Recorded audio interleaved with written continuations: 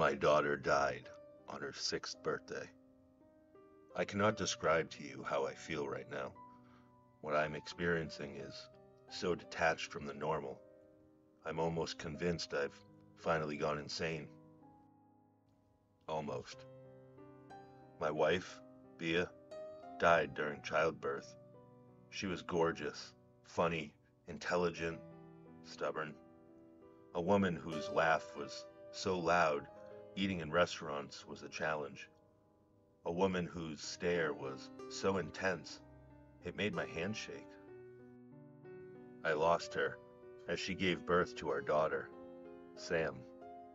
Of course, I could have resented Sam for taking away what was once mine in a way nothing else can be, for taking what was so truly and utterly pure, but I didn't.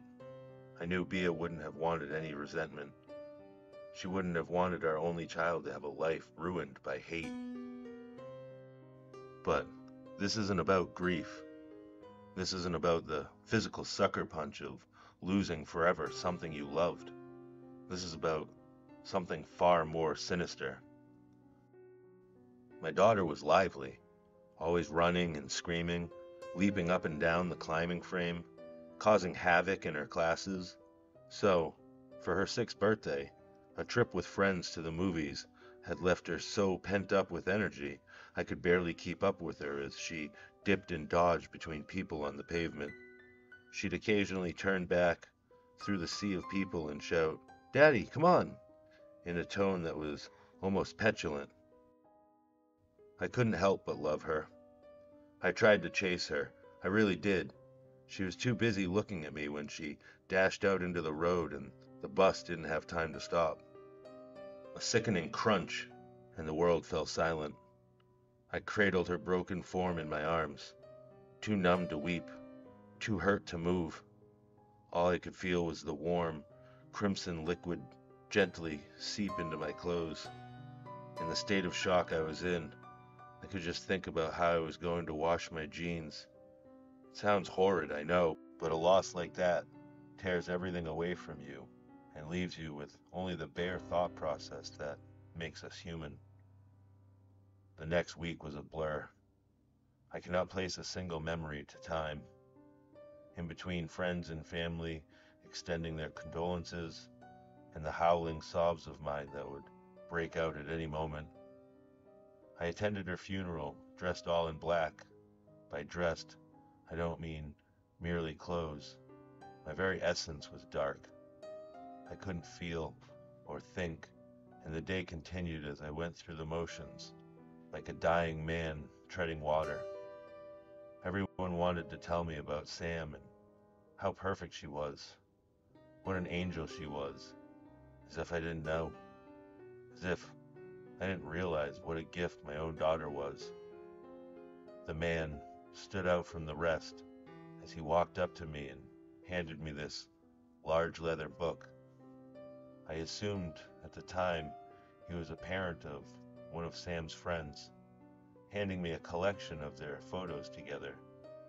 Or maybe I was too numb to even process his cold hands and how he never mentioned my daughter once. For a month, I was lost. I drank and stayed in our now empty apartment, alone, watching old box sets, too numb now to even cry.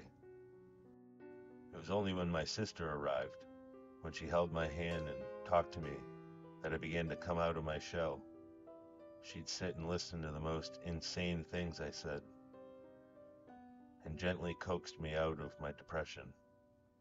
Not completely, but enough for me to begin to live what was almost a real life again.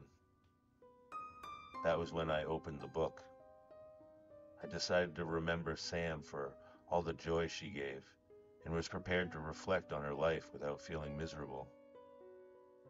I opened to the first page. It was essentially a binder, full of Polaroid photos of my daughter growing up. I furrowed my brow. They were taken from a distance, blurred slightly, and I was in a few of them. I began to feel sick, but hoped that the following photos would provide some explanation. I came up with every excuse of how the man obtained these photos, desperate to view the moments of my daughter's life without a sense of trepidation. The photos grew closer and closer to my daughter's birthday. I could see the day I gave her a tiny bike after she turned 5, and the skinned knees that ensued. The book had so many more pages that I assumed the rest were empty, but there was a photo of her just before the movies on her 6th birthday. I could recognize the pink raincoat she insisted on wearing, and my hands on her shoulders. There was no photo of the crash. Instead, her life continued inside this book. Her 7th birthday had a photo of me and her in the garden, covered in paint, with a huge canvas on the floor and an extremely messy painting. Her 7th birthday. Her 7th birthday. The reality of what I was seeing hit me then, and I slammed the book shut. I sat there at the kitchen table, staring at the leather. This must be some sadistic Photoshop. I hoped someone had taken the time to pull a horrid prank on me. I say I hoped because, essentially, I couldn't believe the other explanation, if there even was one. Gritting my teeth, I decided I had nothing to lose and kept reading. I can't explain the emotions I felt whilst I read accurately, listening to the sound of the page turning. I can try, but nothing could prepare you for something like this.